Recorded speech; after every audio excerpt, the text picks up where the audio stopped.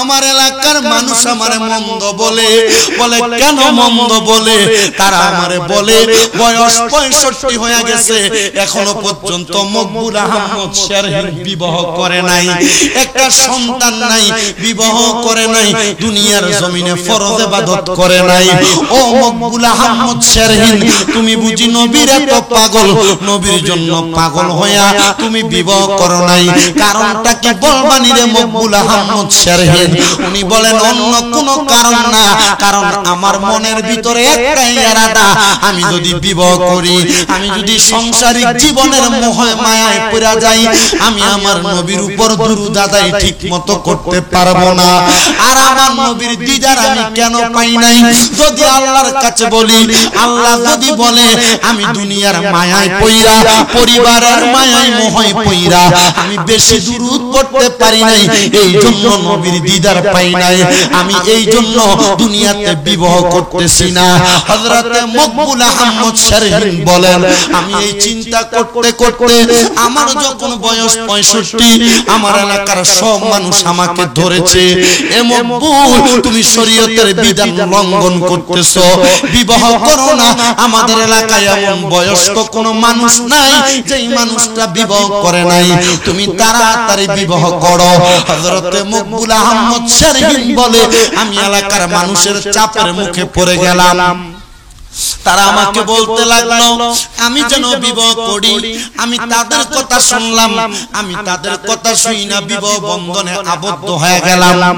আমার বিবাহ হইল, কিন্তু আমি মকবুল আহমদ শেরহিন বিবাহ করার পরে আমার স্ত্রীকে নিয়ে আমি যখন বাসরালয়ের মধ্যে প্রবেশ করলাম, বাসর ঘরে প্রবেশ করে আমি আল্লাহর কোরআন নবীর হাদিস মোতাবেক আমার স্ত্রীর সঙ্গে মেলামেশা কইরা আমি সুন্দর করে আমার বিছানার মধ্যে শোয়া।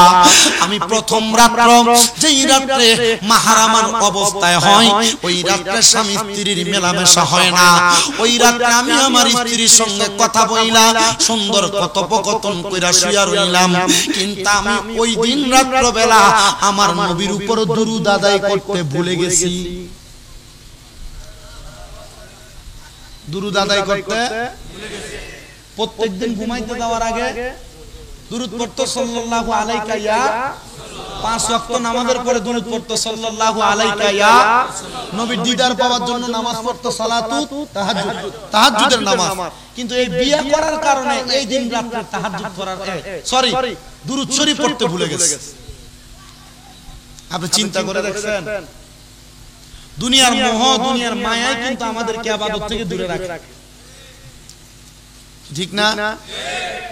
বাড়িতে বিবাহ লাগছে, দেখেন গান বাজনা, ডিজে পার্টি, কনসার্ট, প্যাকেজ সব হচ্ছে, হয় কি হয় না? বিবাহের অনুষ্ঠান, গায়ে হলুদে ডিজে পার্টি, কনসার্ট হয় না? এদিকে হয় না? মুশাহারা হয়, মারহাবা করেন। আলহামদুলিল্লাহ, যারা মুশাহারা করে তাদেরকে ধন্যবাদ, আল্লাহর পক্ষ থেকে উত্তম জাযা। আপনারা গান বাজনা বন্ধ করছেন, তবে যদি গান বাজনা হয় মনে রাখবেন, এই বিবাহের মাধ্যমে যে সন্তান জন্মগ্রহণ করবে, এই সন্তান আমার মনে হয় না মা বাপরে বাদ দিবে, এই সন্তান মা বাবার বাধ্যগত সন্তান হবে আমার মনে হয় না। কারণ যে বিবাহ শুরু হয়েছে হারাম কাজ দিয়া, প্যাকেজ দিয়া, গান বাজনা দিয়ে, এই বিবাহের মাধ্যমে সন্তান আগমন করলে এই সন্তান কি হবে না? মা বাবার বাধ্যগত সন্তান হবে না। এজন্য বাধ্যগত সন্তান বানানোর জন্য আগে আপনি আপনার বিবাহের মধ্যে, আগে আপনার পরিবারের মধ্যে, আপনার এলাকার মধ্যে যে বিবাহ হচ্ছে, প্যাকেজ, ডিজে পার্টি, কনসার্ট, এগুলো বন্ধ করতে হবে। কথা বলেন না, ঠিক কি না? যদি আপনার এলাকায় বন্ধ থাকে, পুরো রাঙ্গুনিয়াতে বন্ধ হতে হবে, পুরো রাঙ্গুনিয়াতে বন্ধ থাকলে পুরো চট্টগ্রামে বন্ধ করতে হবে। আর যদি বন্ধ না হয়, এই বিবাহের মাধ্যমে সন্তান মা বাবার বাধ্যগত সন্তান হবে না। আল্লাহ আপনি সমাজকে ইসলামমুখী সমাজ বানিয়ে দেন। আরো জোরে পড়েন আমিন।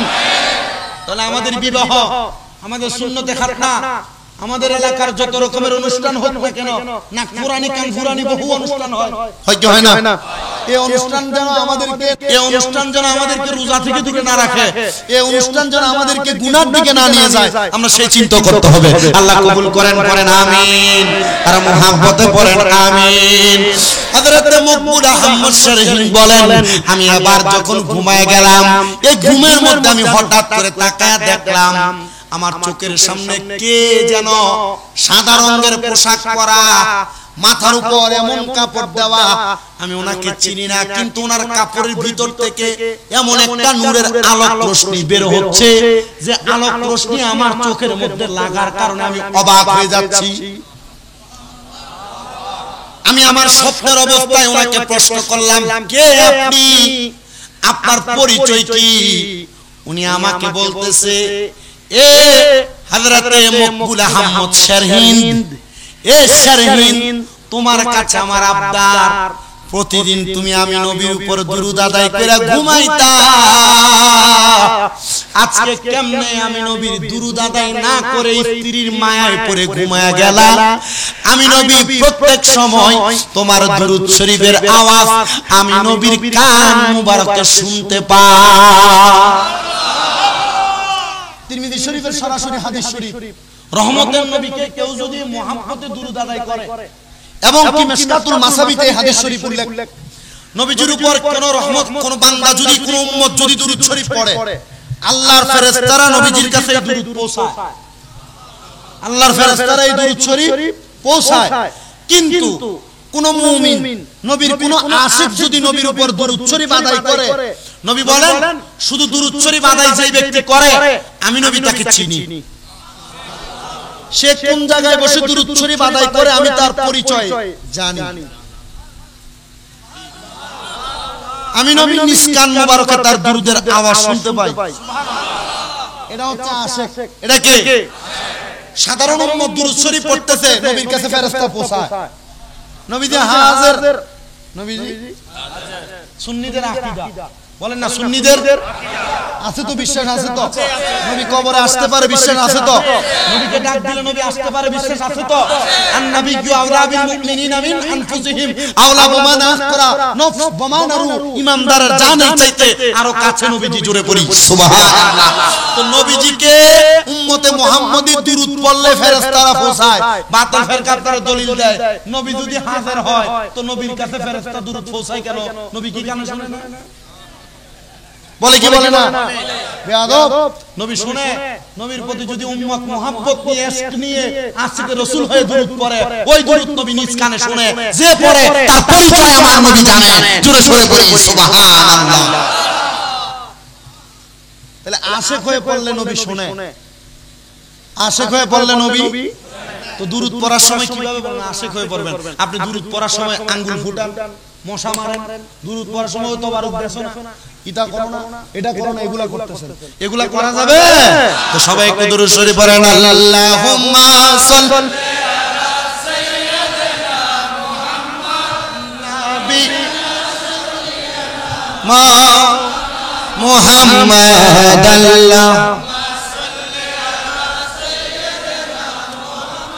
নাবিয়ান মা, কোরআন পড়ো, হাদিস পড়ো, নবীর সুন্নাত পালন করো, কোরআন পড়ো, হাদিস পড়ো, নবীর সুন্নাত পালন করো, নূর নবীজি করবে রে পার, নূর নবীজি করবে রে পার রোজ হাসরের ময়দানে, আল্লাহুম্মা নাবিয়ান মা, নবী আছে কানে শুনি, চোখে নবী দেখলাম না রে, চোখে নবী দেখলাম না, নবীজিকে না দেখাইয়া কবর দেশে নিও না, আল্লাহুম্মা সাল্লি আলা সাইয়্যিদিনা মুহাম্মাদ নাবিয়ান মা। মুসলমান হযরতে মকবুল আহমদ শারহিন বলে, আমার নবীজি আমার ঘরের মধ্যে হাজির হয়ে গেছে, আমি এই কথা শুই না রহমতের নবীকে বললাম, ইয়া রাসূলুল্লাহ, নবী গো, এতদিন পর্যন্ত আজকে 65 বছর আমি আপনি নবীর দুরূদ আদায় করি, কিন্তু আমি আমার চোখ দিয়া আপনি নবীরে দেখি না, ও নবী গো, আজকে আপনার চেহারা মোবারক আমার একবার দেখান না। আমার নবী কয়, মকবুল, ও মকবুল, আজকে দেখতে পারবা না,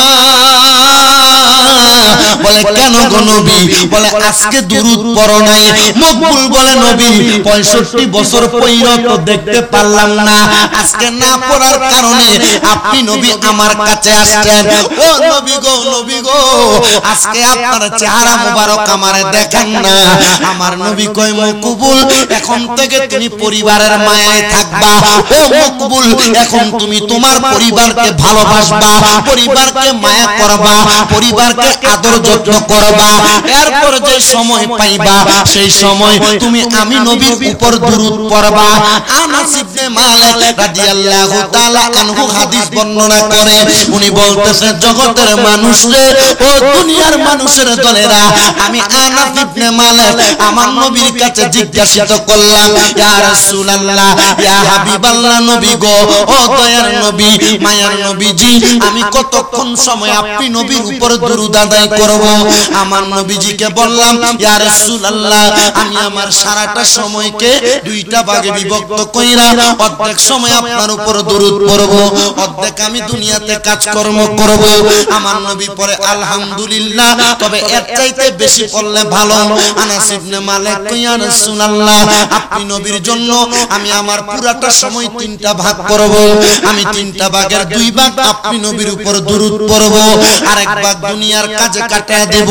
আমার নবী বলে আলহামদুলিল্লাহ, এর চাইতে বেশি হলে ভালো। আনাস ইবনে মালিক কই, ইয়া রাসূলুল্লাহ, ও মায়ার নবী, আমি তাইলে চার ভাগ করব, এক ভাগ আপনি নবীর উপর, তিন ভাগ আপনি নবীর দুরূদ, আরেক ভাগ আমি দুনিয়াবি সময়ের জন্য। আমার নবী কয় আলহামদুলিল্লাহ, এর চাইতে বেশি বললে ভালো। হাদিসের বর্ণনাকারী বর্ণনা করে বলে, আনাস ইবনে মালিক পরবর্তী উত্তর দেয়, ইয়া রাসূলুল্লাহ, যদি পুরা সময় আপনি নবীর উপর দুরূদ পড়লে ভালো হয়, আমি আমার জীবনটা সর্বসময় আপনি নবীর উপর দুরূদ পড়ে কাটিয়ে দেব।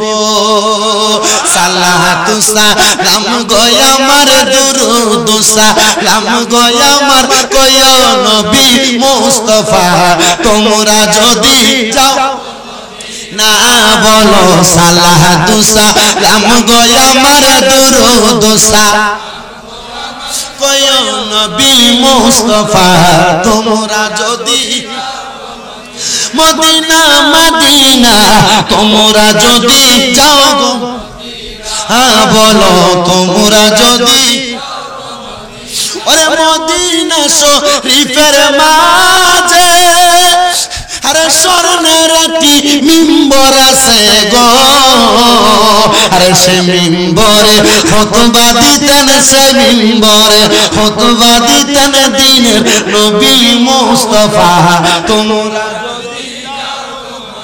সালাতু সালাম গো আমার দুরূদ সালাম কয় নবী মুস্তাফা। আমি এই মিম্বর আমি আমার নিজ হাত দিয়ে ভাবে বলছি, রিয়াজুল জান্নাতে প্রবেশ কইরা যখন 2 রাকাত নামাজ পড়ছি, মুতওয়ারা বলতেছি আল্লাহ হাজি তাড়াতাড়ি বাড়িতে বলতেছে, আমি এখানে দাঁড়াই, আমার সাথে আমার লন্ডনে থাকে আমার এক আব্বাজান মঞ্চেস্টারে, উনি আমি ওনার সাথে গেছিলাম হজে। তো উমরাতে যাওয়ার পর আমার আব্বাজান উনি পুলিশের সাথে কথা বলে, আমি মিম্বর এবং একটা পিলার আছে, এই পিলারের মাঝখানে ঢুকে গেছি। দুইকে আমি আবার আল্লাহু আকবার বলে নামাজে দাঁড়াই গেছি, কারণ আমাকে রিয়াজুল জান্নাতে বেশিক্ষণ নামাজ পড়তে হবে। কেন পড়তে হবে?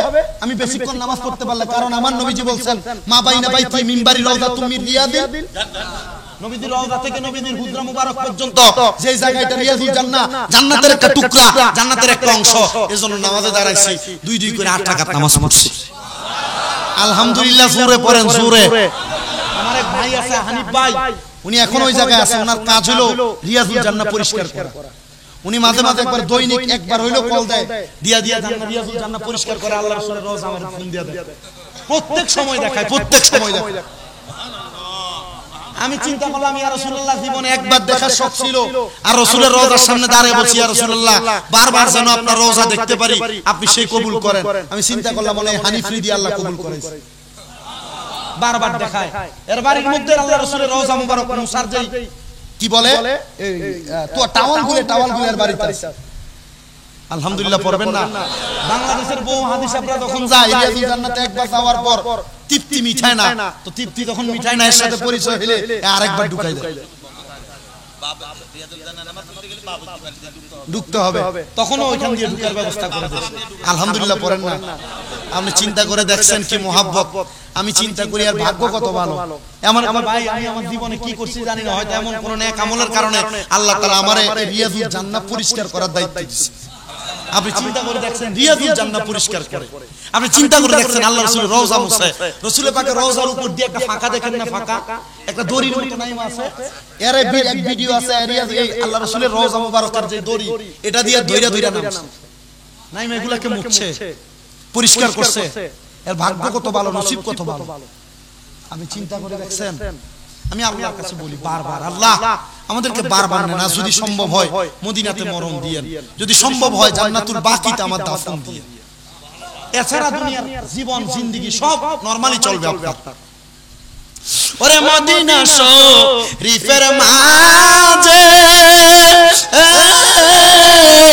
আরে স্বর্ণের একটি মিম্বর আছে রে, আরে সে মিম্বরে খুতবা দিতেন, সে মিম্বরে খুতবা দিতেন দিন নবী মুস্তাফা।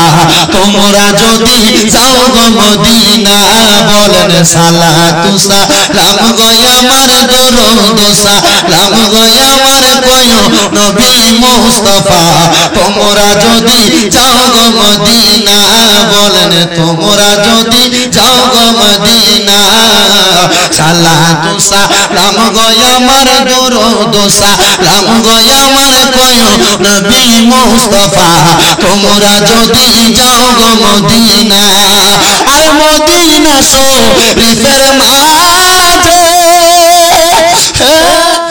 আরে স্বর্ণের একটি মিম্বর আছে গো, আরে সে মিম্বরে খুতবা দিতেন দিনের নবী মুস্তাফা।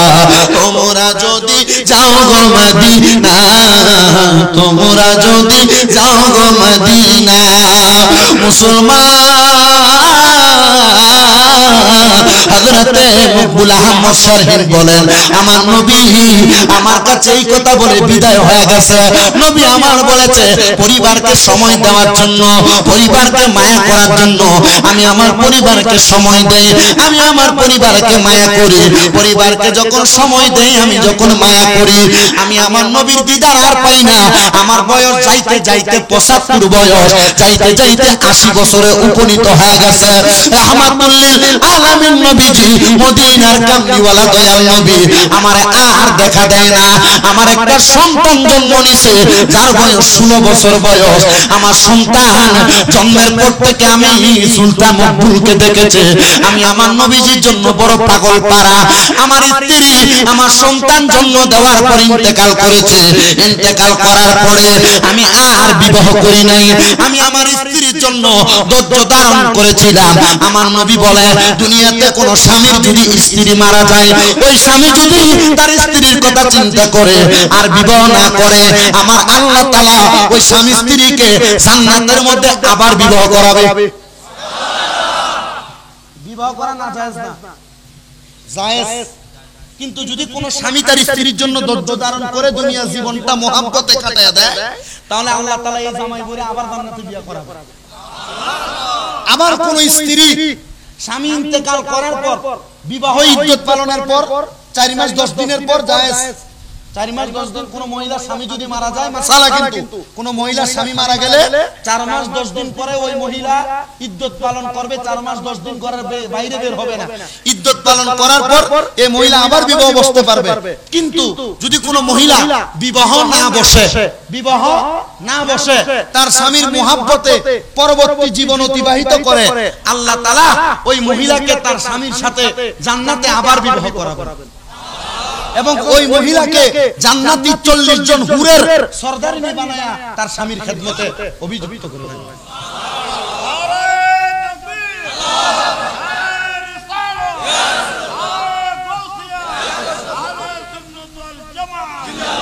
তাই কোন পুরুষের যদি স্ত্রী মারা যায়, যদি চরিত্র হেফাজত না করতে পারেন, বিবাহ করবেন।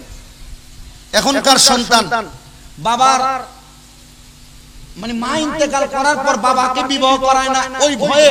কোন ভয়? সম্পত্তির ভাগ দিয়ে দেওয়া লাগবে, ঠিক না? এই চিন্তা করছেন? তার মানে বোঝা যায় আপনার ভিতরে রিজিকের মালিক আল্লাহ এই বিশ্বাস নাই, আপনার ভিতরে কুফরি আছে। কি আছে? এখন সন্তান বাবা মারা যাওয়ার পর মা ইজ্জত পালন করার পর মাকে অন্য পুরুষের সাথে বিবাহ দিতে চায় না যদি কোনো সন্তান জন্ম নেয়, আর যদি সম্পত্তির বাচ্চা, ঠিক না? এই জন্য যদি সম্ভব হয় কোন মহিলা স্বামী ইন্তেকাল করেছে, তার চরিত্র হেফাজত করতে পারবে না, তাহলে তার জন্য বিবাহ করা জরুরি। আর যদি মনে হয় যে চরিত্র হেফাজত করতে পারবে, তাহলে ওই মহিলার বিবাহ করবে না, স্বামীর জন্য অপেক্ষা করবে। কখন বিয়ে হবে? জোরে জোরে কখন বিয়ে হবে? তাহলে একটা মাসালা আপনারা একবার পরিপূর্ণ হয়ে গেলেন। কোন মহিলা বিবাহ হওয়ার পর স্বামী যদি ইন্তেকাল করে, ওই মহিলা কমপক্ষে কতদিন পর্যন্ত অপেক্ষা করবে? 4 মাস 10 দিন। 4 মাস 10 দিন। আর যদি স্বামী তালাক দিয়ে দেয়, আরেকটা মাসালা, স্বামী যদি কি দিয়ে দেয়? তালাক দিয়ে দেয়, ওই মহিলা 3 তালাক প্রাপ্তা যদি হয়, তাহলে ওই মহিলা 3 মাস 10 দিন অপেক্ষা করবে, ইদ্যত পালন করবে। কোথায়? ওই তালাক প্রাপ্ত স্বামীর ঘরে। যদি স্বামী না রাখে, বাবার বাড়িতে ঘরের মধ্যে আবদ্ধ থাকবে। ওই মহিলা 3 মাস 10 দিন ইদ্যত পালন করে পরবর্তীতে অন্যথায় বিবাহ করবে। আজকে আপনাদের এখানে যখন আসি, আসার পর হাটহাজারী পার হওয়ার পর কুমিল্লা বরুড়া থেকে এক লোক আমাকে একটা মাসআলার সুন্দর লিপিবদ্ধ পাঠাইছে। সে তার 2টা বিবাহ হয়েছে। কয়টা বিবাহ? 2টা বিবাহ হয়েছে। 2টা বিবাহ হওয়ার পর সে তার বড় বউয়ের কাছেও থাকে, ছোট বউ তো বাড়ি করে দিছে, ওইখানে থাকে। এখন অসুস্থ হয়ে গেছে বড় বউয়ের বাড়িতে। কোথায়? বড় বউয়ের বাড়িতে অসুস্থ হয়ে গেছে। একটু মনোযোগ দিয়ে শুনবেন, আপনাদের কি কষ্ট হচ্ছে? আমি আপনাদের এখানে এসে মাইক ধরে ফেলছি, আলহামদুলিল্লাহ 1.5 ঘন্টা হয়ে গেছে। 1.5 ঘন্টা হয়ে গেছে, শুধু 8 মিনিট বাকি আছে। আমি বেশিক্ষণ ওয়াজ করি না, যতক্ষণ করি চেষ্টা করি আপনাদের সুবিধার্থে আমি কথাগুলো বলে দিয়ে যাই। এই মাসালাগুলো কি আমাদের জানার দরকার আছে না ভাই? জানার দরকার আছে না? আমি এই তালাকের মাসালা আলেমে শরহে বেকায়াতে আমার এক উস্তাদ মাওলানা ডক্টর সাইদুর রহমান হুজুর আমাকে যে পরিমাণ পড়াইছে, আলহামদুলিল্লাহ, তালাকের কোন মাসালা শুনলে এটার মাসালার উত্তর কি হবে আমার ব্রেইনে আসে। হজের ব্যাপারে কিতাবুল হজের মধ্যে যে মাসালাগুলো আমার উস্তাদ আমারে পড়াইছেন, কি মাসালার কোথায় কি হবে, আলহামদুলিল্লাহ আমার দিমাগে আসে। সালাতের ব্যাপারে কোথায় কোন মাসালা সাবিত হবে, আমার উস্তাদ আমাকে যতটুকু পড়াইছেন, আশা করি যে প্রশ্নগুলো করা হয় আমার দিমাগে আসে। তবু যদি না জানি কেউ প্রশ্ন করে, আমি এতটুকু বলি যে ভাই একটু দেখে বলতে হবে। কিভাবে বলতে হবে? দেখে বলতে হবে। এজন্য আমি পরিপক্ক হই নাই, কোন মাসালা মানুষকে বলি না। তবু আমার এই মাসালা শোনার পর আপনার মনে যদি কোনো সন্দেহ জাগে, আপনি বড় আলেম, বিশেষ করে আমাদের লিয়াকত আলী হুজুর আপনাদের এলাকার সন্তান না? কথা বলেন, এই এলাকার না? হুজুরদের এই গ্রামে আমি তো যখন আমি হুজুরের নাম দেখছি, কিন্তু হুজুরের যে জামিয়ার উপাধ্যক্ষ আমি এটা জানি, লিয়াকত হুজুর আছে জামিয়ার, জবরদস্ত আলেম, কিন্তু এখানে যে হুজুর আছে আমি এটা জানি। কথা কি বুঝতে পারছেন? তা আমি এতটুকু বিশ্বাস রাখি, ওনাদের এই চেয়ারে বসার মতো বিন্দু পরিমাণ যোগ্য আমার নাই। বিন্দু পরিমাণ যোগ্যতা কি নাই? আমার নাই। উনি প্রতি বছর আমার মতো এমন আমার থেকে বড় বড় ছাত্র ছেড়ে দেয়। আমাদের কথা হচ্ছে, কখনো কোনো মাসালার ব্যাপারে আটকে গেলে ছোট এবং বড় যে কোনো মাসালার বিষয় ওনাদের থেকে জানবেন। কথা বলেন, ওনাদের থেকে কি করবেন? জানবেন, অবগত হবেন, এবং ওনাদেরকে আপনার এলাকার ইসলামী যত অনুষ্ঠান হবে এগুলাতে দাওয়াতে রাখবেন, ওনাদেরকে এগুলাতে বসাবেন, এগুলা থেকে ওনাদের কাছ থেকে শিখবেন। কেন জানেন? কারণ এই জবরদস্ত আলেমদের মাধ্যমে আপনার মাঝে রহমত নাযিল হবে, আমার মাধ্যমে হবে না। আমার মাধ্যমে কি হবে না? রহমত নাযিল হবে না। কারণ আমার এক উস্তাদ বলছে, বাবা আমার উস্তাদের যে আলেম ছিল তার 100 ভাগের 1000 ভাগের 1 ভাগ আমার মাঝে নাই। আমি তো এখন বলতে পারি আমার উস্তাদের যে আলেম ছিল তার 1000 না কোটি ভাগের 1 ভাগ আমাদের সিনায় আসে না। কথা কি বুঝতেছেন আপনারা? তাহলে আলেমের দাম আছে না নাই? আমি আমার মাদ্রাসার ছাত্রদেরকে বলি, আপনাদের দোয়ায় আমার 6টা মাদ্রাসা। কয়টা? 6টা। 1170 পোলাপান আমার মাদ্রাসা। যারা মাদ্রাসার ছাত্রদেরকে নিয়ে রাস্তায় ব্লক করে আর মিছিল মিটিং করে, আমি চাইলে আমার পোলাপান নিয়ে রাস্তা ব্লক করে দিতে পারি। আমি এগুলা করি না। হ্যাঁ, আমি আমার ছাত্রদেরকে আমি এগুলা বলি, আমার উস্তাদদের কাছ থেকে যা শিখে এগুলা বলি। তো যেই কথা বলতেছিলাম মাসালাটা, উনি ওনার বড় বউয়ের বাড়িতে কি হয়ে গেছে? অসুস্থ হয়ে গেছে। তো অসুস্থ হওয়ার পর ওনার ছোট বউ ওনার বাড়ি থেকে বড় বউয়ের বাড়িতে আসতে দেখার জন্য। ছোট বউ দেখছেন, দেখার পর বড় বউ আইসা ছোট বউকে টিস্কারি করেন, আপনাদের দুষ্টামি করেন। বড় বউ মনে হয় বলছে যে অসুস্থ রোগী দেখতে আসছো, কিছু তো নিয়ে আসো নাই, খালি হাতে কেন আসছো? ছোট বউ উত্তর দিছে, আপনি আমাকে এভাবে ঠেস দিয়ে কথা বলেন কেন? আপনারা ঠেস বলেন তো না টিস্কারি বলেন? টিটকারি করে কথা বলেন কেন? তো বড় বড় বলছে তো রুগী দেখতে আসতে তো কিছু নিয়ে আসা লাগে। আসলে রুগী দেখতে গেলে কিছু নিয়ে যাওয়া সুন্নাত, তো নিয়ে আসা লাগে। আপনি আনেন না, এই জন্য বলছি। এটা করার মাধ্যমে দুইজনের মাঝে কিলাকিলি আর ঘুষাঘুষি লাগছে। আমি দেখার পর দুইজনকে আলাদা করে আমি আমার বড় বউকে একটা দিছি, ছোট বউকে একটা দিয়ে আলাদা করছি। আলাদা করার পর আমি আমার বড় বউয়ের আচরণ উগ্রতা দেখে আমি তাকে 3 কথা 3 তালাক দিয়ে ফেলছি। 5-6 সেকেন্ডের মধ্যে আমি 3 তালাক বলে ফেলছি। হুজুর, কিন্তু আমার তো রাগের মাথায় হয়ে গেছে। এখন আমি এই বউ নিয়ে সংসার করতে চাই, এই বউ নিয়ে সংসার করতে চাই। হুজুর, মাসালা কি? হুজুর, আমি কইলাম তালাক তো 3টা। তালাক কয়টা? 3 তালাক যদি হয়ে যায় এই ব্যাপারে মাসালা বড় শক্ত। মাসালা কি? এজন্য আল্লাহ রাসূল তালাকের সীমা নির্ধারণ করে দিয়েছেন। ডাইরেক্ট তালাক দিয়ে দিবে না, তালাক হয়ে যাবে এমন না। রাসূল বলছে, তোমার স্ত্রীর কোনো অন্যায়, একটা তালাক দাও, তাকে ঝুলাই রাখো। এখন আর তালাকের পরে কোথাও যাইতেও পারবে না, আবার তোমার সাথে ঘাটতারামিও করতে পারবে না। এক তালাক দিয়ে ঝুলাই রাখছে, এখন একসাথে 3টা দিয়ে দিছে। আমি বলছি, তোমারে তালাকের মাসালা বড় সূক্ষ্ম, তোমার মাসালা নিয়ে আমার বড় হুজুরদের সাথে আমি বসতে হবে, তারপর তোমার উত্তর হবে। এজন্য মা বোন স্বামীর সাথে এমন কোন আচরণ করবে না যে আচরণের কারণে স্বামীর মুখ দিয়ে তালাক নামক দুঃশব্দ বের হয়। তালাক নামক দুঃশব্দ বের হয়। আর আপনারা এমন কোন কাজ করবেন না যেই কাজের কারণে আপনার স্ত্রী বিরক্ত হয়ে আপনার উপর খিসা মানে মারার প্রস্তুতি গ্রহণ করে। আপনি করেন না? লবণ তরকারিতে একটু কম হলে তো আপনি মুখ বেরাই খেয়েছেন, তরকারির বাটি মেলা মারেন। এটা কোন খাসিয়ত? কি আছে না? বফিরাই এমন লোক কি এলাকায় আছে কিনা? এমন বহু লোক আছে। কি ভাই এগুলা বলে না? আছে না এমন বহু লোক? আপনাদের কি কষ্ট হচ্ছে বাবা? আমি কিন্তু আমার ওয়াজ শেষ করে গোছাই ফেলতেছি, শুধু আপনাদেরকে মাসালাটা বলার জন্য একটু সময় লেট করলাম। আপনাদের কষ্ট হলে বিদায়। তবে রূপসুট লইছেনি? ঠিক আছে, আলহামদুলিল্লাহ। আগামীকালকে মাহফিল ব্রাহ্মণবাড়িয়া, কুমিল্লা থেকে এখানে আসতে 5 ঘন্টার উপরে, প্রায় 5.5-6 ঘন্টার মতো সময় লাগে যায়। তবুও চেষ্টা করেছি তাড়াতাড়ি আসার জন্য। আমাকে ওই যে ছেলে দেখে আমাকে রানীরহাট থেকে ওইখান থেকে কল দিছে আমাকে। আমি বললাম, আপনি কোথায়? হুজুর, আমি তো রানীরহাট। আপনি কই? আমি তো রানীরহাট। তাই আমার সামনে দিয়ে হেঁটে গেছে। হুজুর, আপনি তো আমাকে পুরো একবারে অবাক করে দিয়েছেন। চিন্তা করছে তো মনে হয় আমি অন্য হুজুরের মতো। আমি অন্য হুজুরের মতো না। আমি মাহফিল কমিটিকে বলবো, আসতেছি, ভারী গেছে 8,000, আর আমি আসি এখন অক্সিজেন। এটা আমি করি না, আমি এগুলো করি না। আলহামদুলিল্লাহ, আপনারা আমার জন্য দোয়া করবেন। আমি চেষ্টা করি মাহফিলে নির্দিষ্ট সময় যাইতে, মাঝে মাঝে লেট হয়ে যায়। লেট করি না কত। আল্লাহ আল্লাহ এই দিকটা যেন ওয়াদা, এই জবান যেন ঠিক রাখতে পারি। আপনারা দোয়া করবেন না আমার জন্য? আপনারা আমার 3টা জিনিসের জন্য দোয়া করবেন। আমি আপনাদের কাছে অস্বাভাবিক অবস্থায় আসছি। আমার আম্মা ঘরে পিএলআইডি অপারেশন হয়েছে, হাঁটতে পারে না। আমার আম্মা পিএলআইডি অপারেশন হাঁটতে পারে না। আমি নিজে প্রথম 2 মাস আমার আম্মার, আজকেও বলি, আমি আমার আম্মার প্রস্রাব পায়খানা পরিষ্কার করি। আমি আজকেও আমার আম্মা যে 2 মাস বেশি অসুস্থ, আমার আম্মা যে খাটে ঘুমাইছেন, আমি আম্মার পাশে নিচে শুয়েছি। আমি আমার রুমে ঘুমাই না এই 2 মাস, একদিনের জন্য ঘুমাই না। আমি আম্মার পাশে। দ্বিতীয়ত আমার আম্মার জন্য 1 নাম্বার দোয়া করেন, আমার আম্মা যেন অতি তাড়াতাড়ি হাঁটতে পারে। 2 নাম্বার একটা দোয়া করবেন, কখনো যেন মিথ্যা এবং ওয়াদা খেলাফ আমার জবান দিয়ে না হয়। এবং 3 নাম্বার একটা দোয়া করবেন, আল্লাহ যেন আমার যে মাদ্রাসার ছাত্রগুলো আছে প্রত্যেকটা ছাত্রকে যেন এলেম দিয়ে, সিনাতে কোরআন দিয়া পুরোটা ছাত্রের সিনাটাকে যেন ভরপুর করে দেয়। মানে আমার কাছে যে ছাত্রগুলা তাদের মা বাবা দিছে, এই ছাত্রগুলাকে বড় আশা করে আমার মাদ্রাসায় দিছে। ওই যে টাঙ্গাইলের ছেলে, জামালপুরের ছেলে, নরসিংদীর ছেলে, ব্রাহ্মণবাড়িয়া, হবিগঞ্জের বাচ্চা আমার মাদ্রাসায়, হাজীগঞ্জ, চাঁদপুরের বাচ্চা আমার মাদ্রাসায়, দূরের ছাত্ররা দিয়ে রাখছে। আমার এতটুকু ইচ্ছা, আমি মারা যাওয়ার পর আমার আমল আখলাক দিয়া আমি জান্নাতে যাইতে পারবো না, তবে আমি আমার যে ছাত্রদেরকে কোরআন শিখাচ্ছি এদের দোয়া দিয়ে আমি জান্নাতে যাইতে পারবো। আমার বিশ্বাস আছে। আপনারা দোয়া করবেন না? দোয়া করবেন না? আমার 3টা দোয়া, এই 3টা দোয়া আপনাদের কাছে চাই, আল্লাহ কবুল করেন, পড়েন আমিন।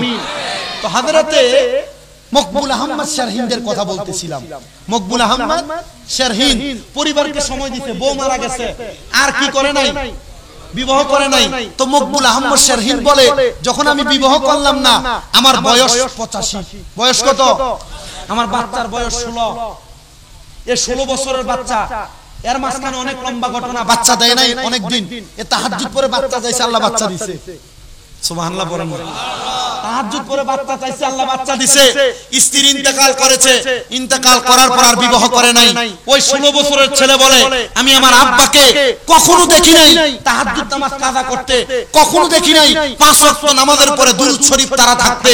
আমার আব্বাকে প্রত্যেকদিন দেখতাম ঘুমাইতে যাওয়ার সময় আমার আব্বা জান দুরূদ পড়ে ঘুমায়, কিন্তু একদিন আমিও ঘুমাইলাম, আমার আব্বাও ঘুমাইছে, হঠাৎ করে দেখলাম আমার আব্বা ঘুম থেকে জাগ্রত হয়ে গেছে। আমি জিজ্ঞাসা করলাম, বাবা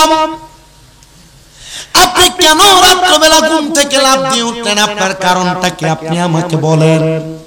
উনি বলেন অন্য কোনো কারণ না, আমার নবী রাহমাতুল লিল আলামিন নবী আমি মকবুল আহমদ শারহিনকে ডাকতেছে আমি যেন মদিনায় ফিরে যাই। আমি আমার বয়সের পুরোটা সময় আমি কাটাইছি, আমি নবী দেখতে পাই নাই। আমার ঘুমের মধ্যে আমি আমার কানের মধ্যে আওয়াজ শুনলাম, এরে মকবুল আহমদ শারহিন দূরে তাইকা ডাইকো না, মদিনাতে আইসা আমি নবীরে ডাক দাও রে, আমি নবীর দিদার পায়া যাইবা। মকবুল আহমদ শারহিনের সন্তান বর্ণনা করতেছে, এই জগতের মানুষ আমার আব্বা জান সাথে সাথে উনি তাবু হাত কাঁধের মধ্যে নিয়ে রওনা করছে মদিনার পথে। আমি আমার আব্বাকে বললাম, বাবা জান আপনি একা একা মদিনায় যে নবী দেখবেন, আমারে কি একবার আপনি আপনার সাথে নিবেন না? আমার একটা বিশ্বাস গো বাবা, আমি যদি আপনার সাথে মদিনায় যাই আমি আপনার সঙ্গে নবীর দিদার পায়া যাইব। কে যাও ভাই নবীর কাছে, পাগলের আর জি আছে, কে যাও ভাই নবীর কাছে, পাগলের আর জি আছে, সালাম দিও নবীজির কাছে। বন্ধুরে এই গরিবের কি বা করার আছে, মা গরিবের কি বা করার আছে। টাকা পয়সা নাই আমার মক্কা মদিনা যাওয়ার, সালাম দিয়ে জানাই সালাম ওই নবীজির পাক রওজায়। টাকা পয়সা নাই আমার মক্কা মদিনা যাওয়ার, সালাম দিয়ে জানাই সালাম ওই নবীজির পাক রওজায়। কবে যাব মদিনায় একবার বলো না আমায়, কবে যাব একবার বলো না আমার, নবীজিকে দেখার সাদ জাগে। মাওলা গো এই গরিবের কি বা করার আছে, মাওলা গো এই গরিবের কি বা করার আছে। বলেন কে যাও ভাই নবীর কাছে, পাগলের আর জি আছে, কে যাও ভাই পাগলের আর জি আছে, সালাম দিও নবীজির কাছে। মাওলা গো এই গরিবের কি বা করার আছে। কত হাজি চলে যায় মক্কা আর ওই মদিনায়, কত হাজি আই মক্কা আর ওই মদিনায়, যাব কবে সে আশাতে আছে। মাওলা গো এই গরিবের কি বা করার আছে, মাওলা গো এই গরিবের কি বা করার। ওই সন্তান ডাক দিয়ে বলে, বাবা একা আপনি যাবেন না, আপনার সাথী বানায়া আমারে নিয়ে যান। হযরতে মকবুল আহমদ শেরহিন্দ বলে আমি আমার সন্তানকে নিয়ে রওনা করলাম। ওনার সন্তান নিজে বর্ণনা করতেছে আমি আমার আব্বার সঙ্গে চলে গেলাম। আমি যাইতে যাইতে আরব মরুভূমির মধ্যে যখন উপস্থিত হইলাম, চারদিকে কোনো মানুষ নাই। আমার আব্বা জান বলে আমি আর পথ চলতে পারি না, তাবু টানে দাও, আমি মদিনাতে যাব। অল্প কিছুক্ষণ আরাম করে আমি মদিনার পথে যাব। আমার আব্বা তাবুর মধ্যে আরাম করতেছেন আর আমার নবীর উপর দুরূদ পড়তেছেন। একদিন, দুই দিন, তিন দিন হয়ে গেছে।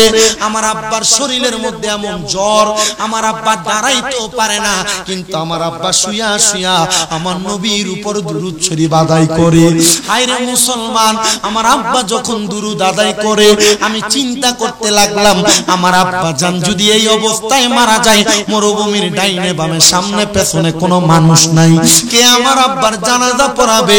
আমার মাথার মধ্যে সেই টেনশন কাজ করতেছে। আমি রাত্রবেলা ঘুমাইছি, ঘুমানোর পরে হঠাৎ করে আমার আব্বার ঘর থেকে দুরূদ শরীফের আওয়াজ আসা বন্ধ হয়ে গেছে।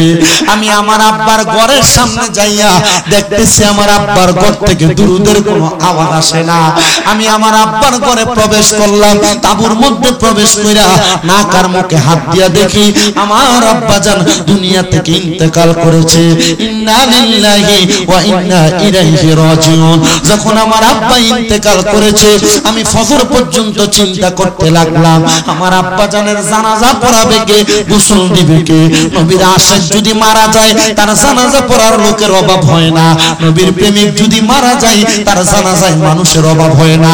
এটার একটা প্রমাণ আপনাদের রাঙ্গুনিয়ার সন্তান হযরত রুহুল আমিন হুজুর যখন ইন্তেকাল করেছিল মানুষের অভাব নাই, বড় মাহের আলেম ছিল। আমার মনে আছে আমি একদিন 5 মিনিটের জন্য হুজুরের সামনে বইসা হুজুরের পড়া শুনতে আমার মনটা দিছে। হাফেজ রুহুল আমিন হুজুর যখন ইন্তেকাল করেছে, ইন্তেকালের আগে আমি হুজুরকে সাথে নিয়ে এক স্টেজের মধ্যে 3টা মাহফিলে বয়ান করেছিলাম। আমার হুজুর আমাকে একদিন বলে দিয়েছে তুমি দুনিয়ার জমিনের মধ্যে অনেক সম্মানিত হতে পারবা। হুজুরের যে একজন ছেলে আছে খায়রুল আমিন হুজুর, উনিও আমাকে একদিন দোয়া করে দিয়েছে। আমি জানি ওনাদের দোয়াগুলো কবুল হবে। ওনার জানাজায় মানুষের অভাব হয় না, কারণ ওনাদের এলেমের কারণে, নবীর ইশক মুহাব্বতের কারণে ওনাদের জানাজায় মানুষ পাখির মতো ছুটে আসে। ওই সন্তান বলে আমি চিন্তা করলাম আমার আব্বা জানাজা পড়াবে কে? ফজরের ওয়াক্ত সুবহ সাদিক শেষ হয়ে গেছে। আমি হঠাৎ করে মানুষের আওয়াজ শুনতে পাইলাম। আমি তাবু থেকে বের হইয়া দেখি দলে দলে মানুষ চারদিক থেকে আমাদের তাবুর সামনে আসতেছে। আমি কোনো কথা বললাম না, মশক ভর্তি পানি নিয়ে আইসা আমার আব্বারে তারা নিজে গোসল দিয়েছেন, আমার আব্বার জানাজায় দাঁড়াইছেন। আমাকে সামনে দিয়ে বলে তুমি তোমার আব্বার জানাজা পড়াও। আমি পড়াইলাম। সবাই জানাজা পড়ায়া আমার আব্বারে ওই জায়গার মধ্যে দাফন করে দিয়েছেন। আপনাদের দোয়ার বরকতে আমি ওই মকবুল আহমদ শেরহিন্দের মাজার জিয়ারত করেছি ভারতে। আপনাদের দোয়া একবার, দুইবার না 43 বার ভারতে মাহফিল আমি সফর করেছি। ওই মকবুল আহমদ শেরহিন্দের মাজারের কাছে দেয়া দেখি মানুষ বেশি নাই, তবে কখনো মাজার মানুষ ছাড়া থাকে না। যখনই গেলাম যা দেখলাম একজন না একজন মানুষ মাজারটাকে জিয়ারত করে। যারা বলে মাজারে যাওয়া বেদাত, মাজারে যাওয়া ভণ্ডামি, মাজার করে এটা শিরিক বেদাতের কাজ, এরা জানে না দুনিয়ার কোন মানুষ যদি মাজারের কাছে না যায় আল্লাহর রহমতের ফেরেশতারা মাজার জিয়ারত করবে। মাজারে যাবেন, জিয়ারত করবেন, বলে হুজুর বেদাত, শিরিক, সেজদা করবেন না, শিরিক হবে না। কথা বলেন। আলা হযরত তো বলতেছে তোমরা তোমার মাজারে সুমাও দেওয়ার দরকার নাই। কেন? তোমার পাপী মুখ মাজারে লাগাও কেন? আলা হযরতের কথা না। যাও মাজারে। আমি আজকে গৌসুল আজমের দরবারে গিয়ে আসছি, তো আমি বলে আসছি আমার আম্মু অসুস্থ, আল্লাহ উনি যদি আপনার খাস বন্ধু হয়ে থাকে ওনার উসিলা আমার মারে মাফ করে দেন। আমি আল্লাহর কাছে দোয়া করছি। আমার বিশ্বাস আমার আব্বা মুজিবুল হোসেন আজমান্ডারি হুজুরের ভাই, আমার দাদু ছিলেন আবার শফিউল বজর আজমান্ডারি হুজুরের ভাই।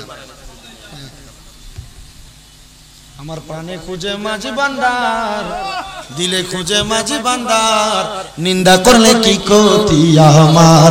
হায় রে নিন্দুকেরা নিন্দা করে নিন্দুকেরা নিন্দা করে স্বভাব তার নিন্দা করলে কি ক্ষতি আমার আমার প্রাণে খোঁজে মাঝি ভান্ডার দিলে খোঁজে মাঝি ভান্ডার নিন্দা করলে কি ক্ষতি আমার আইরে নিন্দুকেরা নিন্দা করে নিন্দুকেরা নিন্দা করে নিন্দা করা স্বভাব তার নিন্দা করলে কি ক্ষতি আমার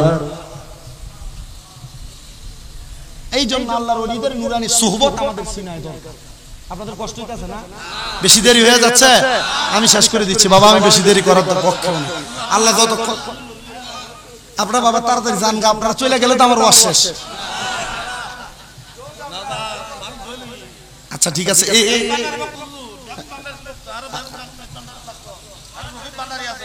খাদেম রমেশের বাণী দলিল লিখেছেন তিনি প্রাণ দিয়েছি পীর কদমে যা করেন তিনি খাদেম রমেশের বাণী দলিল লিখেছেন তিনি প্রাণ দিয়েছি পীর কদমে যা করেন তিনি হায়রে এসব নিয়ে টানা টানি এসব নিয়ে টানা টানি সেই সব আবার কি দরকার নিন্দা করলে কি ক্ষতি আমার আমার প্রাণে খোঁজে মাঝে ভান্ডার দিলে খোঁজে মাঝে ভান্ডার নিন্দা করলে কি ক্ষতি আমার আইরে নিন্দুকেরা নিন্দা করে নিন্দুকেরা নিন্দা করে নিন্দা করা স্বভাব তার নিন্দা করলে কি ক্ষতি শোনো যত বন্ধুগণ নিন্দুকের তোমরা কবু ভেবো না দুশমন শোনো যত বন্ধুগণ নিন্দুকের তোমরা কবু ভেবো না দুশমন তারা তরিকতের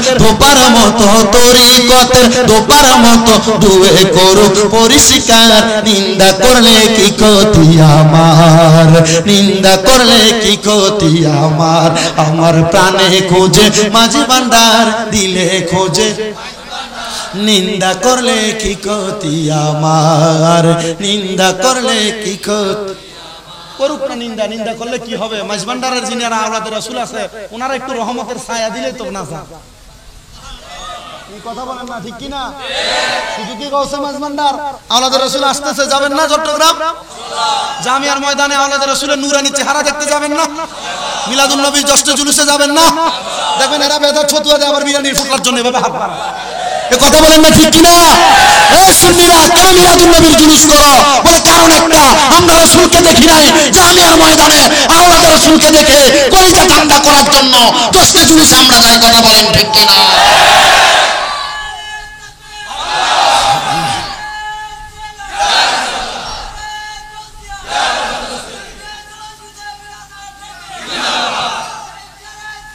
जिंदाबाद आर कवा लगता है जब कि सरकार तशरीफ लाने लगे और गिलमा भी खुशियां मनाने लगे जब कि सरकार तशरीफ लाने लगे और गिलमा भी खुशियां मनाने लगे हर तरफ नूर की रोशनी छा गए हर तरफ रोशन मुस्तफा क्या मिले जिंदगी मिल गए ए हलीमा तेरे खाते में आ गए दोनों आलम के रसूल दोनों आलम के रसूल अल्लाह ही अल्लाह बोलो अल्लाह ही बोलो अल्लाह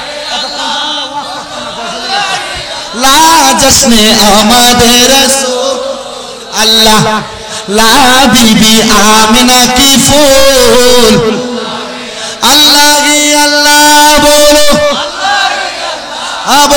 अल्लाह बोलो अल्लाह ला जश्ने आमद रसूल जोरे बोलो जश्ने अल्लाह ला बीबी आमिना की अल्लाह सालातुन या रसूल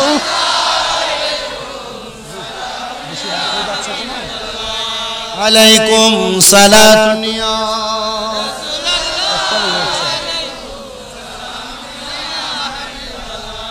মুসলমান ইমানদার ওই সন্তানের বাবা ইন্তেকালের পরে মানুষ নিজেরা গোসল দিয়া জানাজা পড়ে যখন চলে যায়, ছেলে চিন্তা করে মানুষ আসলো কোথা থেকে, কাউকে খবর বলি নাই। তার মানে নবীর আশেক মারা গেলে জানাজার খবর বলা লাগে না, মাইকিং করা লাগে না, ফেসবুকে পোস্ট করা লাগে না, প্রচার করা লাগে না। নবীর প্রেমিকের জানাজার এলান আমার নবী করে দেয়। বলে হুজুর কেমনে করে দেয়? নবী থাকে মদিনায়, নবী জানে কেমনে? নবীর আশেকের খবর নবী জানে, কথা কম জানে কি না? বলে হুজুর কেমনে জানে? এবার ওই ছেলে বলে আমি একজনকে ডাক দিলাম, এ ভাই আপনি কেমনে জানলেন আমার আব্বা এখানে মৃত? বলে আমি জানি নাই, রহমতের নবী জানাইছে। ছেলে বলে অবাক হয়ে গেলাম, রহমতের নবী কেমনে জানাইলো? বলে আমি গতকালকে রাত্রবেলা ঘুমাইছি, আমার নবী আমার স্বপ্নে আসছে, নবী আমার ডাক দিয়া কয়ে আমার নবীর একজন সাতটা পাক্কা আশেকের যদি জানাজা পড়তে চাও তাইলে তোমরা অমুক জায়গায় অমুক সময় উপস্থিত হয়ে যাও। আমি ফজরের নামাজে গেলাম, মসজিদের ইমামের কাছে স্বপ্নের ব্যাখ্যা জানতে চাইলাম। ও ইমাম সাহেব আমি স্বপ্ন দেখলাম রহমতের নবী বলতেছে অমুক জায়গায় একজন নবীর আশেকের জানাজা পড়ার জন্য যাইতে। ইমাম কয় আমিও তো দেখছি। ইমাম সাহেব মুসল্লির সাথে কথা বলে, আরেকজন বলে হুজুর আমি সেম স্বপ্ন দেখেছি, আরেকজন বলে হুজুর আমিও দেখেছি। ইমাম বলে অন্যদিন মসজিদে যত মুসল্লি তার চাইতে 10 গুণ মুসল্লি। জিজ্ঞাসা করলাম তোমরা সবাই কি একই স্বপ্ন দেখেছো? তোমাদেরকে তো কোনোদিন এত মুসল্লি দেখি না, তোমরা আসলা কিভাবে? বলে আমরা একই স্বপ্ন দেখেছি। নবী বলেছেন যদি তোমরা আমি নবীর একজন আশেকের জানাজা পড়তে চাও ওই জায়গায় চলে যাও।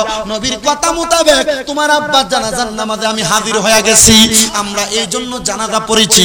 ওই ছেলে বলে তার মানে আমার আব্বা নবীর দুরূদ পড়তো সব নামাজের পরে, আমার আব্বা নবীর দুরূদ পড়তো ঘুমানোর আগে, আমার আব্বা তাহাজ্জুদ নামাজ পড়তো নবীর দিদার পাওয়ার জন্য। এখন আমার দেখতে হবে আমার আব্বা মারা যাওয়ার সময় নবীর দিদার পাইছি কিনা। সারা জীবন নবী নবী বলে কাঁদলো, নবী দেখলো কিনা এটা একটু দেখার দরকার আছে।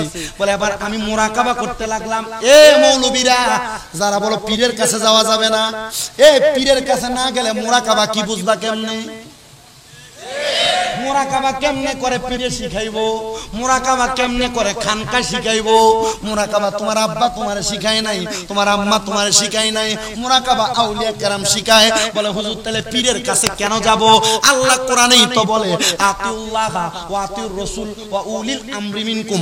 আয়াতের খণ্ড বিশেষ বললাম। আল্লাহ কয় যদি আমার ইতাআত করতে চাও রাসূলের ইতাআত করো, রাসূলের ইতাআত করতে চাইলে আউলিয়া কেরাম উলিল আমর যারা, উলিল আমর কারা? মিনান নাবিয়িনা ওয়াস সিদ্দিকিনা ওয়াস শুহাদাই ওয়াস সালিহিন ওয়াল ওয়ালিদাইন।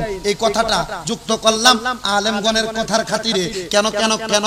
কারণ আমার আল্লাহ তাআলার দুনিয়ার জমিনের ভিতরে যারা উলিল আমর, 1 নাম্বার নবী, 2 নাম্বার সিদ্দিক, 3 নাম্বার শহীদ, 4 নাম্বার সালেহ, মানে আল্লাহর ওলিরা।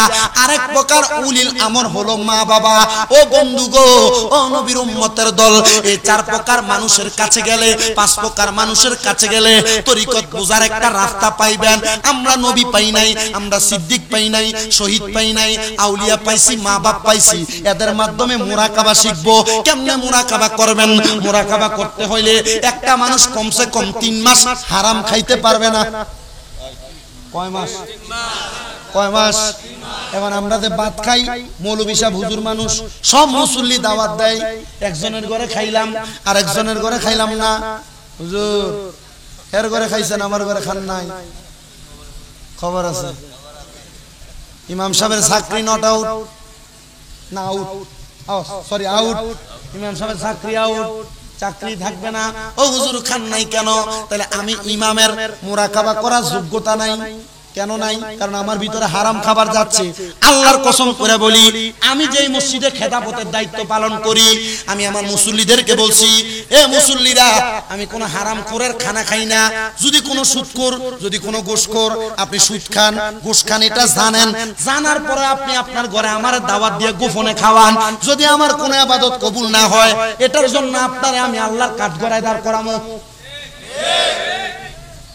এবার যদি খাওয়ায় দোষকার, আপনি যদি খাওয়ান, আপনার যে খাওয়ায় ইমাম বাজবে। আল্লাহর ওয়াস্তে কোন সুদখোর ইমামরে দাওয়াত দিয়েন না। কোন ঘুষখোর ইমামরা দাওয়াত দিয়েন না। বলে কেন? কারণ ইমামের তাকওয়া নষ্ট হয়ে যাবে, ইমামের কলব ফাসিকিতে ভরপুর হয়ে যাবে। যদি ভরপুর হয়ে যায়, ইমাম সাহেব পুরো এলাকার মানুষের নামাজের দায়িত্ব নিয়ে দাঁড়ায়। আনা ইমামুল ইমান হাযারা মাইয়া, এটা বইলা যখন দাঁড়ায়, তো দাঁড়াইলে পুরো এলাকার মানুষের নামাজের দায়িত্ব ইমামের ঘাড়ে। আপনার হারাম খাই ইমাম নামাজে দাঁড়াইলো, ইমামের নামাজও হবে না, ইমামের না হইলে মুসল্লিরও হবে না। তো মুসল্লি ইমাম সবাই নামাজের না হওয়ার গুনাহকে আপনার কাঁধে নিবেন? হারামখোর, তুই নামাজ ফরজ তো ফরজ, সুদ খায়া ফরজ, দরকার কি নামাজ?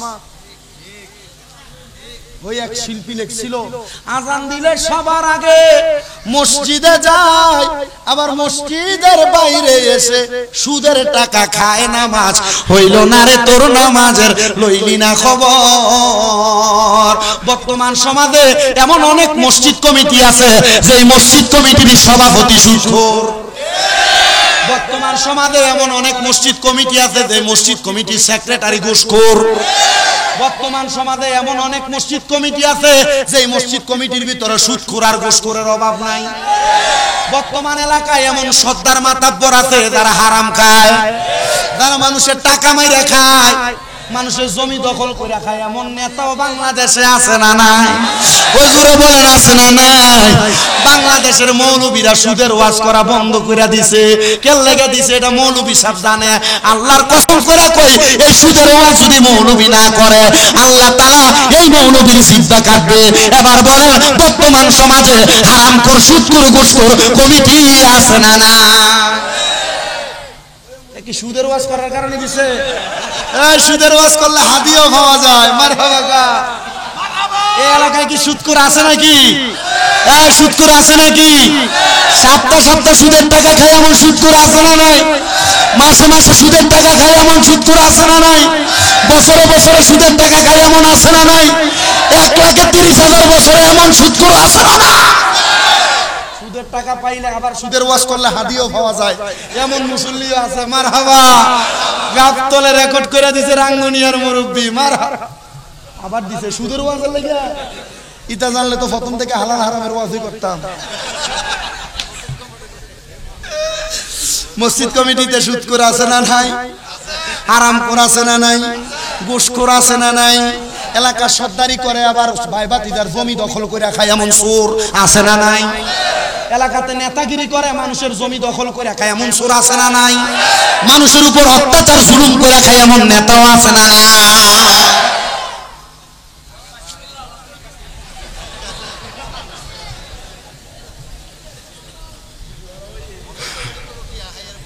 এই আপনাদের আরো আছে দরকার আছে বাবা। বাবা তাবারুক আনো তো, এগুলো ওয়াদের দরকার আছে। আগামীতে ইনশাআল্লাহ একজনে বলো না বলো, হুজুর আমি একটা গরু দিব। কোন রকম হাঁটতে পারে না, ল্যাংনা আতুর আলগি দিয়ে না ফালাই দিলে হবে, এমন একটা গরু দিবে। কেউ আছে? বলো হুজুর আমরা বংশের ভিতরে 10 ভাই, আমরা 10 ভাই মিলে একটা গরু দিয়ে দিব। একজন শুধু বলবেন, হুজুর আমরা 5 ভাই, আমরা 5 ভাই মিলে এই মিলাদুন নবীর মাহফিলে একটা গরু দিয়ে দিব। এমন কেউ আছেন নাকি? দাঁড়া, একটা গরু দেওয়ার মতো আগামী বছর মিলাদুন নবীর মাহফিল। আর ওয়াজ বাড়াইলাম, এতটুকুই রাখলাম। একজন শুধু বলবেন। একজন বলে হুজুর আমরা 5 ভাই, আমরা মিলাদুন নবীতে খুশি হয়ে, নবীর আগমনে খুশি হয়ে আমরা একটা গরু দান করে দিব মিলাদুন নবীর মাহফিলে। একজন শুধু দাঁড়াবেন, তার জন্য খাস করে দোয়া করা হবে। যদি গরু দেন, আপনার জন্য খাস দোয়া। বলে হুজুর গরু দিতে পারবো না, আমি 20,000 টাকা আগামী বছরে মিলাদুন নবীর মাহফিলে দিয়ে দিব। মারহাবা বলেন না? কয় হাজার? কয় হাজার? শুধু এই মাহফিলের যারা কমিটি আছে, হ্যাঁ এই গরু, এটা কি ছোট না বড়? এ বছর তো 1,30,000 না? একটা 1,13,000। দুইটা নিছেন? হ্যাঁ, এটা আমাকে বলছে 2 গরু জবাই করে ফেলছে। চিটাঙ্গের মানুষের যা করুক আর না করুক, অন্য অন্য এলাকায় ঈদুল আজহা মানে কোরবানির ঈদে গরুর দাম বাড়ে, আর চট্টগ্রামে গরুর দাম বাড়ে মিলাদুন নবী। কথা বলে না কেন? এমন মিলাদুন নবী ছোট মাহফিল দাওয়াত করে, হুজুর আরা গরিব, হুজুর হুজুর হাদিয়া গম দন হরিব, হুজুর কম দিব আর কি, হুজুর হুজুর ইয়া একটু কম করে হাদিয়া দিয়ে আসা যায় না? তো মাহফিলে আসার পরে যদি কম হাদিয়া দিয়ে আসি, ধরেন যে যেটা 50,000 এটা 40,000, যেটা 40,000 এটা 30,000 আসলাম। আসার পর ভাইজান এই মাহফিল তো ছোট, ইয়া গরু কয়টা? হুজুর 7টা। গরু কয়টা? গত বছর আমার মনে আছে চট্টগ্রাম শহরে কদমতলী ভাই আশেপাশে কোন মাহফিলে যেন কি গঞ্জ জানি একটা আছে কোরবানিগঞ্জ নাকি আমার দাওয়াত দিয়েছে হাদিয়া ঠিকঠাক সব জি গেলাম ভাইজান ইয়া মাহফিল ঠিক আছে হুজুর আমরা তো গরিব হুজুর আপনি হাদিয়া কম নেন নাই হুজুর কিন্তু হুজুর আমরা মাহফিলটা খুব কষ্ট করে করাই তা আমি আরেকটা ডাক দিয়ে বললাম এই গরু কয়টা হুজুর 5টা হুজুরের হাদিয়া দিবে এটা কম কিন্তু গরু 5টা এই আজকের এই মাহফিল কাতারসাপাড়া ফুটন্ত ফুল একতা সংঘের যে সদস্যরা আগামী বছর মাহফিলে তারা মিলাদুন নবীতে খুশি হয়ে একটা গরু দান করবে জোরে বলি মারহাবা নারে তাকবীর গরু তাকবীর ইয়া রাসূলুল্লাহ মিলাদুন নবী জিন্দাবাদ মাওলানা কারি হাসান ইমরান কবির জিন্দাবাদ আমার তাকবীর দেওয়া লাগবে আপনি তো আমার আব্বার থেকে বয়স বড় আপনি আমার তাকবীর দিলেন আমি দিব আপনার তাকবীর আপনার নাম কি বলেন না আপনার নাম আব্দুল শুকুর আল কাদেরী সাহেব আমি আগামী বছর 1000 টাকা দেব এক বছর চাউল দান করিব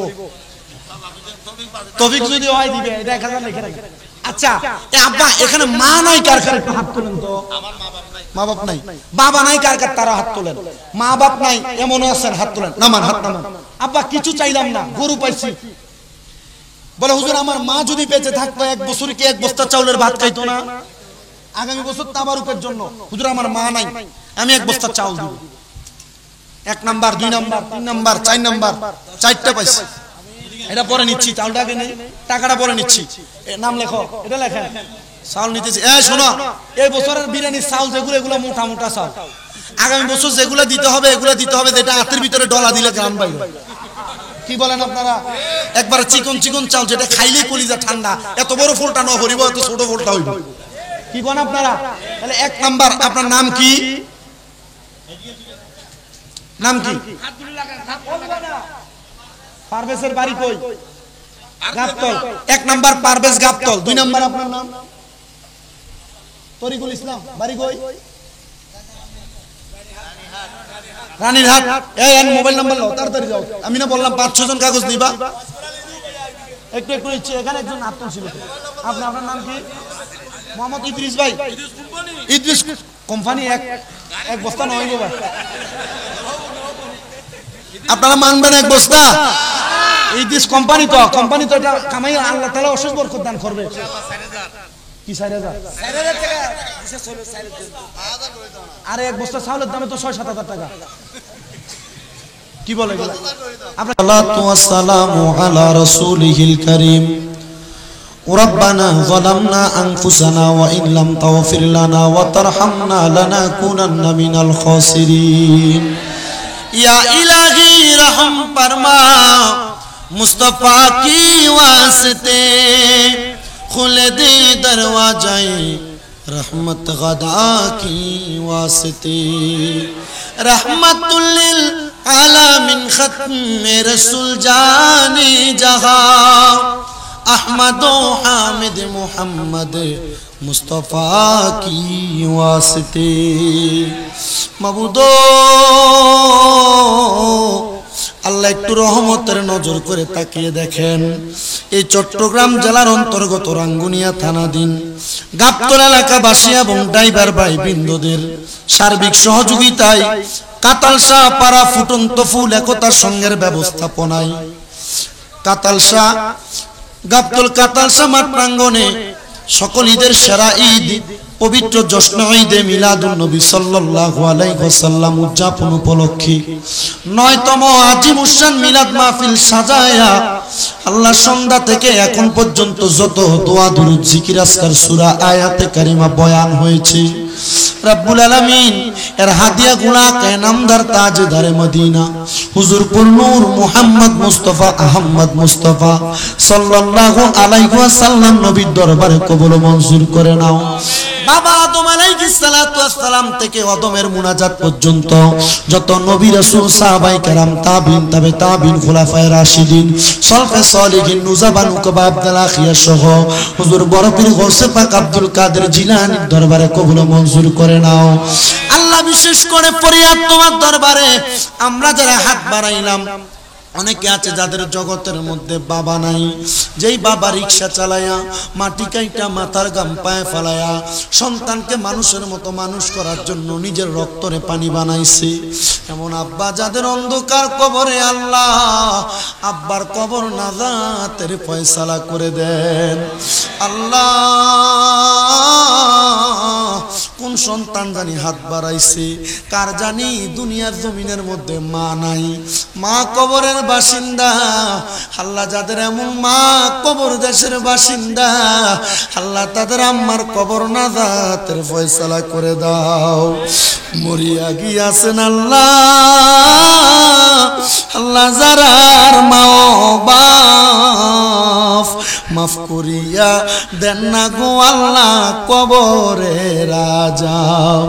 আকাশেতে চন্দ্র সূর্য আল্লাহ উঠে বারে বার, কবর দেশে যাদের মা বাপ ফিরিল না আর। আল্লাহ যাদের মা বাবা কবরে, আম্মা আব্বার কবর নাজাতের ফয়সালা করে দাও।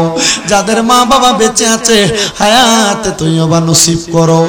ও আল্লাহ ফরিয়াদ তোমার দরবারে, অনেকে ব্যবসা করে চাকরি করে বরকত দাও, অনেকে গাড়ি চালায় অ্যাক্সিডেন্ট থেকে হেফাজত করো। আজকের মাহফিলে যারা টাকা দিয়া, পয়সা দিয়া, শ্রম দিয়া, বুদ্ধি দিয়া, পরামর্শ দিয়া, মাইক দিয়া, লাইট দিয়া, প্যান্ডেল দিয়া, মিডিয়ার বাইরা সহ সম্মানিত শ্রোতা মণ্ডলীরা তাবারুকের জন্য যারা নিয়ত করেছে আগামী বছর দিবে, আল্লাহ প্রত্যেকের দানগুলা তোমার দরবারে কবুল করো। এলাকার ড্রাইভার, শ্রমিক, এলাকার কোম্পানি শ্রমিক সহ এলাকাবাসী প্রত্যেকের উপর তোমার খাস রহমত বরকত দান করে দাও। অনেক প্রবাসী ভাইয়েরা বিদেশ থেকে দোয়া চায়, আল্লাহ আমার প্রত্যেক প্রবাসীদের খাস দোয়াগুলা তুমি কবুল মঞ্জুর করো। প্রবাসীদের উপর তোমার খাস রহমত বরকত দান করে দাও।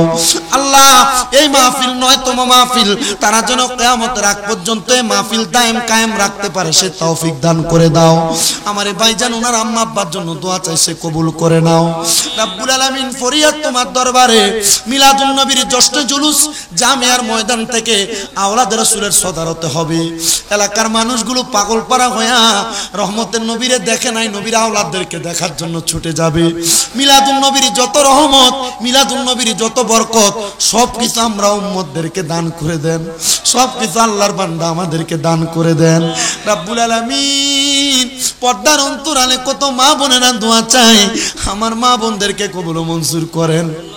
আল্লাহ আমার আম্মা জান আজকে অনেকদিন পর্যন্ত অসুস্থ, আমার আম্মা জানকে আপনি সুস্থতার নিয়ামত দান করে দেন, পরিপূর্ণ সুস্থ করে আমার আম্মা জানকে আবার হাঁটার ব্যবস্থা করে দেন। আল্লাহ আমাদেরকে মরণ দিবা দুঃখ নাই, তবে বেঈমান বানাইয়া মরণ দিয়েন না। মরণের আগে বারবার মক্কা মদিনা তাওয়াব জিয়ারত নসিব করায়া আখিরি জবানে মধুর কালেমা পড়াইয়া দিয়েন, লা ইলাহা ইল্লাল্লাহু মুহাম্মাদুর রাসূলুল্লাহ সাল্লাল্লাহু আলাইহি ওয়াসাল্লাম। আসসালামু আলাইকুম ওয়া রাহমাতুল্লাহ।